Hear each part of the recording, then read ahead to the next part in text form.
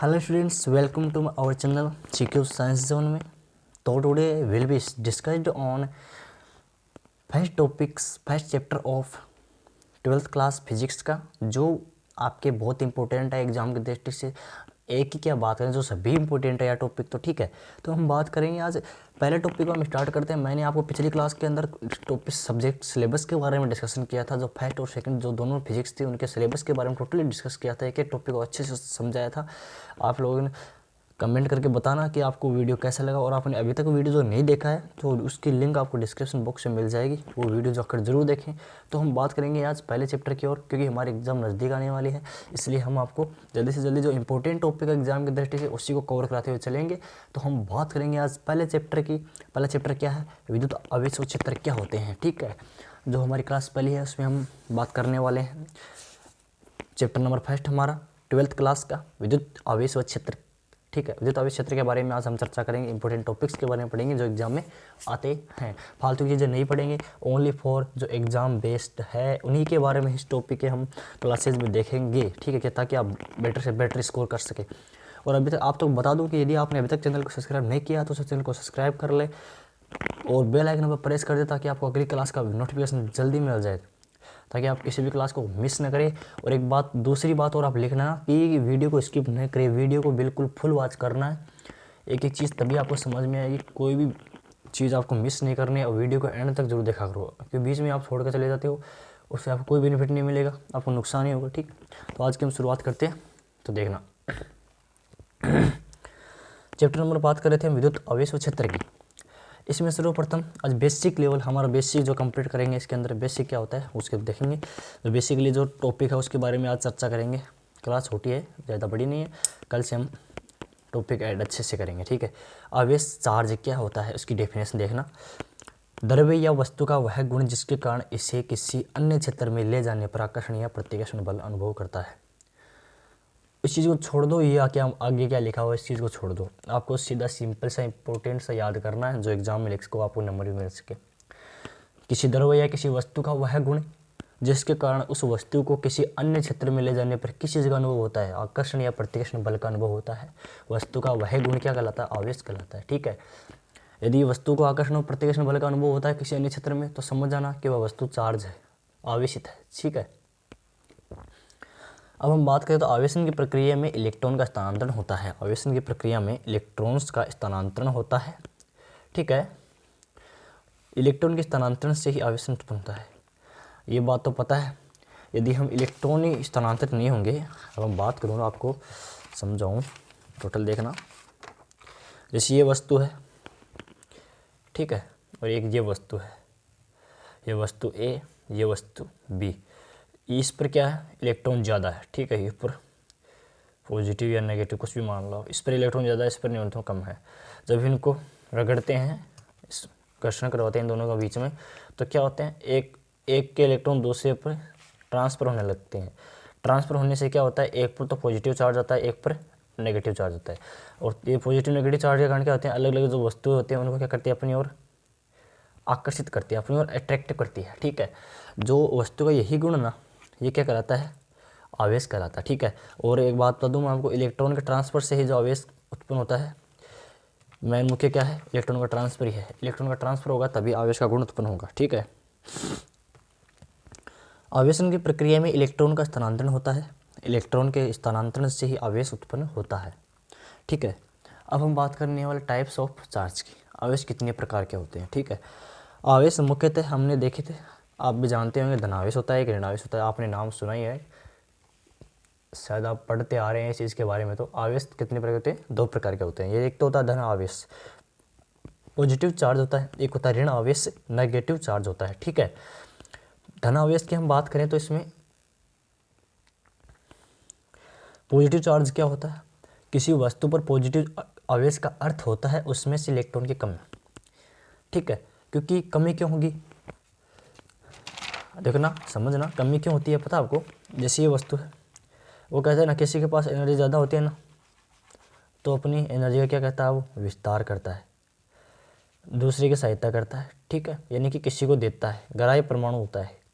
अब वो कहते हैं ना, ये तो श्योर है, ये आपकी एनर्जी, अपनी एनर्जी देगा किसी को, अल्ले को, तो इसकी कम होगी, ठीक है, क्योंकि हम किसी को दान करेंगे तो अपनी एनर्जी तो कम होगी ना। जैसे युद्ध में जो सेना है उसमें सैनिक, इसकी बहुत ज़्यादा सेना है, इसकी कम है, ठीक है, तो उसमें इसके साथ लड़ाएंगे, चाहे कितना भी पार्ट घटे पर थोड़ा पार्ट तो कम होता है ना। तो इसका मतलब समझ गए, किसी को हम दान करेंगे तो क्या होता है, इसकी एनर्जी घटेगी, ठीक है, इलेक्ट्रॉन कम होंगे, ठीक है। तो हम देखना टॉपिक में देखना क्या है, किसी वस्तु पर पॉजिटिव आवेश का अर्थ होता है इसमें इलेक्ट्रॉन की कमी होती है, ठीक है। फिर हम बात करें ऋणावेश की, नेगेटिव चार्ज की। नेगेटिव चार्ज का अर्थ होता है किसी वस्तु पर ऋणावेश का मतलब है उस वस्तु पर इलेक्ट्रॉन की अधिकता, ठीक है, नेगेटिव चार्ज इलेक्ट्रॉन की अधिकता, ठीक है। अब देखना, जब दो वस्तुओं को परस्पर रगड़ा जाता है, ये इंपॉर्टेंट है इस चैप्टर का, ये बेसिक बता रहा हूँ मैं आपको, कल से आपको बेस्ट टॉप बेस्ट पढ़ाएंगे, ठीक है। तो हम बात कर रहे हैं जब दो वस्तुओं को परस्पर रगड़ा जाता है तो एक वस्तु के इलेक्ट्रॉन मिलकर निकल कर, मैंने बताया था आपको पहले ही, इसके अंदर बताया था मैंने कि जब हम इस वस्तु को रगड़ते हैं तो इसके इलेक्ट्रॉन निकल कर इसके ओर ट्रांसफर होते हैं, या फिर इसके रगड़ते हैं तो इसको इसके निकल, एक दोनों में से एक के ट्रांसफर होते हैं, जिससे अधिक होते हैं उसके ट्रांसफर होने लगते हैं, ठीक है। तो मैं बात करने वाला हूँ, जब दो वस्तु को परस्पर रगड़ा जाता है तो एक वस्तु के इलेक्ट्रॉन निकलकर दूसरी वस्तु में स्थानांतरित होने लगते हैं, यानी कि ट्रांसफर होने लगते हैं। तो इससे क्या होता है, जिससे इलेक्ट्रॉन निकलते हैं ना, तो उससे तो क्या कहते हैं धनावेश, जिससे निकलते हैं, क्योंकि जिससे ज़्यादा होगा उस पर तो धनावेश आ जाएगा, और जिस पर इलेक्ट्रॉन जाते हैं उसे क्या कहते हैं ऋणावेश, ऋणावेशित वस्तु कहते हैं, ठीक है, ऋणावेशित माना जाता है।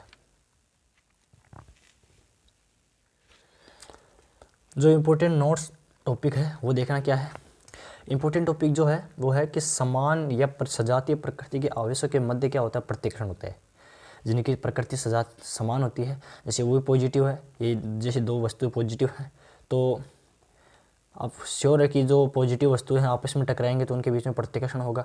तो समान और सजातीय प्रकृति के आवेशों के मध्य क्या होता है, हमेशा प्रतिकर्षण होते हैं, और विपरीत प्रकृति के आवेशों के मध्य क्या होता है आकर्षण होता है, ठीक है। जो विपरीत होगी उसी चीज़ के बीच में आकर्षण होगा, पॉजिटिव और नेगेटिव दोनों के बीच में क्या होगा अट्रैक्शन होगा, और पॉजिटिव के बीच में क्या होगा रिपल्सन होगा, प्रतिकर्षण होगा, ठीक है। जब हम वस्तु को पॉजिटिव करने हैं तो द्रव्यमान में कमी आती है, अब इसमें मास भी इन्वॉल्व हो जाता है, ठीक है। जब हम क्या करते हैं वस्तु के पॉजिटिव करते हैं तो उससे द्रव्यमान में कमी आ जाती है, और वस्तु को हम नेगेटिव करते हैं तो द्रव्यमान में वृद्धि होती है, क्योंकि नेगेटिव मतलब ये है कि उस पर इलेक्ट्रॉन कम होंगे, इलेक्ट्रॉन अधिक से अधिक ट्रांसफर करेंगे उस पर, तो इलेक्ट्रॉन ट्रांसफर करेंगे तो उसका आकार भी बढ़ेगा, तो द्रव्यमान में वृद्धि भी होगी, ठीक है। अब देखना आवेश का विद्युतीय गुण क्या होता है, आवेश का विद्युत गुण क्या होता है उसके बारे में देखेंगे हम। देखिए, जब दो वस्तुओं को परस्पर रगड़ा जाता है, अब देखो मैंने आपको बताया था, ये दो वस्तुओं को परस्पर रगड़ा जाता है, देखना क्या कह रहा है, जब दो वस्तु, माना ये वस्तु ए है और माना ये वस्तु क्या है बी है, अब इनको क्या करता है परस्पर रगड़ा जाता है, जैसे ये रगड़ रहे हैं, ठीक है, परस्पर रगड़ा जाता है तो क्या होता है इनमें हल्की वस्तु को आकर्षित करने का गुण आ जाता है, तो ये दोनों क्या हो जाए चार्ज हो जाएंगे, एक पर तो क्या आ जाएगा पॉजिटिव आ जाएगा, एक पर आ जाएगा नेगेटिव, लेकिन दोनों पर आवेश ज़रूर होगा, चाहे वो पॉजिटिव हो चाहे नेगेटिव हो, दोनों पर क्या आ जाता है आवेश आता जाता है, चार्ज आ जाता है, ठीक है। फिर क्या होगा, जब हम किसी अन्य चीज़ को पास इसको ले जाएंगे, जैसे छोटी चीज़ें छोटी वस्तुएं कागज़ के टुकड़े को तो ले जाएंगे, तो ये क्या करते हैं उसको अपनी ओर अट्रैक्शन करती है, आकर्षित करती हैं, ठीक है, क्या करती हैं आकर्षित करती हैं, ठीक है। तो देखना जिसे विद्युत कहा जाता है, और जो इनको आकर्षण करने का जो ये गुण होता है इसे क्या कहते हैं विद्युत कहा जाता है, ठीक है। तथा जिस वस्तु में विद्युतता का गुण होता है तो वह उससे आवेशित वस्तु कहते हैं, ठीक है। जिसमें ये तो निश्चित है कि जिस वस्तु में विद्युतता होगी ना, और हम जानते हैं विद्युत में क्या होता है तो पॉजिटिव चार्ज होता है नेगेटिव चार्ज होता है, जिस प्रकार से हमने देखते हैं पॉजिटिव नेगेटिव, ठीक है। जिसमें पॉजिटिव चार्ज होगा नेगेटिव चार्ज होगा तो श्योर जिसमें विद्युतता का गुण होगा उसमें आवेश भी होगा, इसलिए जिसमें विद्युत का गुण पाया जाता है वह वस्तु क्या कहती है आवेशित वस्तु होती है। जैसे हम एक प्रयोग है उसके बारे में बताऊं, जैसे हम किसी लोहे की स्केल को, या लोहे की बात करें या कांच की स्केल जो आपने किया भी है अपने बालों में रगड़ कर या किसी उन्नी वस्तु पर रगड़ कर, ठीक है, जब हम इसके पास हम कागज़ के टुकड़े लाते हैं ना या बाल लाते हैं तो क्या करता है अपनी ओर उनको आकर्षित करता है, छोटी छोटी वस्तुओं को, छोटी वस्तुओं को अपनी ओर क्या करता है आकर्षित करता है, ठीक है। क्यों करता है, क्योंकि इस पर आवेश रगड़ने से घर्षण से जो क्या होता है उत्पन्न हो जाता है उस पर आवेश उत्पन्न होता जाता है, चाहे वो नेगेटिव हो चाहे वो पॉजिटिव हो। यदि इस पर नेगेटिव होगा तो कागज़ पर क्या होगा, पॉजिटिव होगा, और इस पर पॉजिटिव होगा तो कागज़ पर क्या होगा, नेगेटिव होगा। जिसके कारण क्या होते हैं, ये उसकी ओर कागज़ों को अपनी ओर आकर्षित करते हैं। मतलब मेरा भी कहने का मतलब यही है, छोटी छोटी वस्तुओं को अपनी ओर आकर्षित करते हैं। अब इसे मोस्ट इंपॉर्टेंट टॉपिक जो आता है आपका आवेश संरक्षण का नियम, ठीक है, ज़्यादा इंपॉर्टेंट तो नहीं है, पर बेसिकली देखा जाए तो पूछ लेता है एग्जाम के अंदर कभी कभी 1 नंबर के टॉपिक, आवेश संरक्षण का नियम का कथन लिखिए, आवेश संरक्षण का नियम क्या है, ठीक है।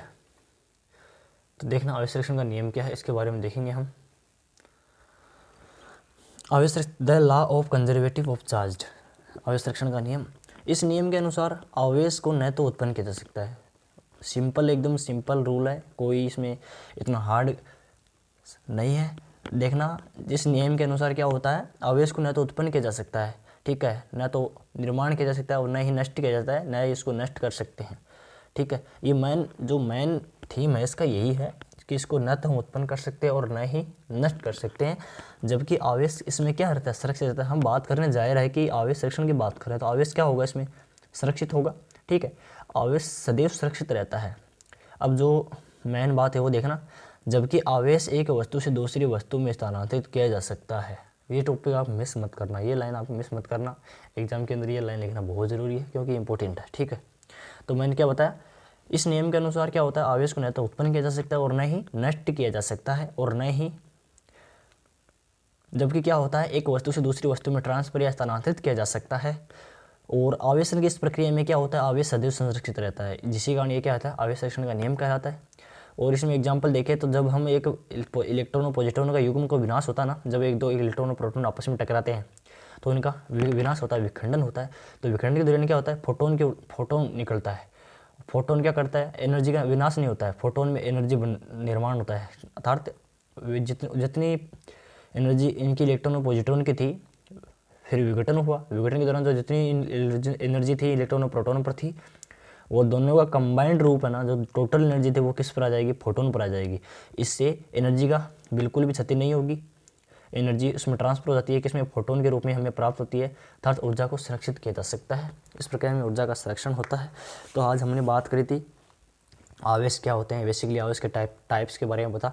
अब हम बात करने वाले अगले टॉपिक में आवेश की मात्रा क्या होते हैं, ठीक है, ठीक है। और आवेश के द्वितीय गुण के बारे में पढ़ा, आवेश कितने प्रकार, आवेश को किस प्रकार उत्पन्न कर सकते हैं, आवेश की विधियाँ उन बारे में हम पढ़ेंगे, इंपॉर्टेंट आती हैं, ठीक है। आवेश के गुण पढ़ेंगे, आवेश के गुणधर्म पढ़ेंगे, आवेश के प्रकार, उनके बारे में आगे देखेंगे। मैंने आपको बेसिकली बताया, आज जो बेसिक इंपॉर्टेंट चीज़ थी वो आपको मैंने डिस्कस कर दी है। आवेश संरक्षण का नियम, law of conservative of charge के बारे में हमने डिस्कस किया।